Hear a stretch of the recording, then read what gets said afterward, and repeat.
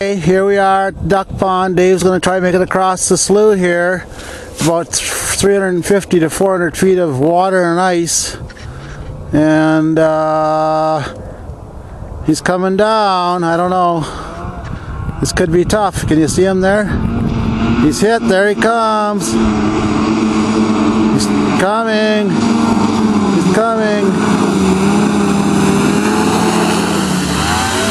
He made it. He made it! There he is. Turn around. That was easy, I think. Okay, here he comes back in. See the crime. Victory is his. He made the turn, eh? I don't know if he was on top of the water or not. We'll have to check.